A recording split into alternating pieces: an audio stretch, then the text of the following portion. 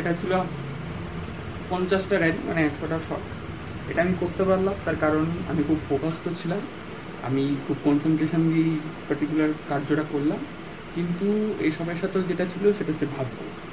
ছায়া দেখে আশা করছি বুঝতে পারছেন যে ঘরে একটা ফ্যান চলছে, আর এই বলটা খুবই লাইট, ঠিক আছে? তো এত লাইট বলে ফ্যান চলা সত্ত্বেও আমি এই 100টা শট র্যালি করতে পারলাম। কেন করতে পারলাম? কারণ ফোকাস ছিল, কনসেন্ট্রেশন ছিল, ডেডিকেশন ছিল, কিন্তু তার সাথে সাথে ছিল ভাগ্য।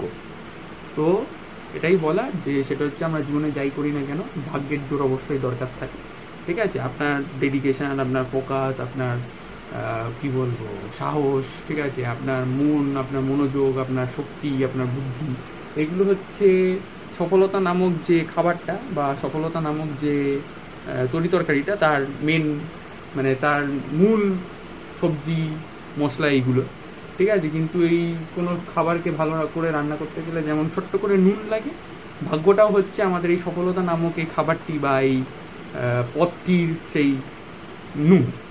তো রান্নায় যদি নুন না থাকে তাহলে যেমন রান্না জমে না, ঠিক তেমনই আপনার কাজে যদি ভাগ্য সহায় না দেয়, ঠিক আছে, আপনার কাজে যদি ভাগ্য সহায় না দেয় তাহলে কাজটা জমবে না, আপনি সফল হবেন না, ঠিক আছে? তো সবের সাথে ভাগ্যটা অবশ্যই দরকার। এবার দেখুন, ভাগ্য তো আমাদের হাতে লেখা নেই, কিন্তু ওই যে কথা আছে, লাক ফেভার্স দ্য ব্রেভেস্ট।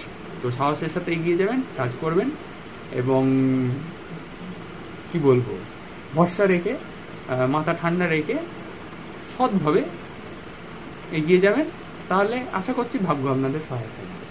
আর পরবর্তীকালে এরকম আরও মজার খেলা এবং আরও এরকম মজার রহস্য যদি উদ্ঘাটন করতে চান আমার সঙ্গে, এবং যদি আপনাদের এরকম রহস্য উদ্ঘাটন শুনতে ভালো লাগে, তাহলে অবশ্যই এই চ্যানেলটিকে সাবস্ক্রাইব করে দেবেন। নমস্কার, ভালো থাকবেন, সুখে থাকবেন, সুস্থ থাকবেন।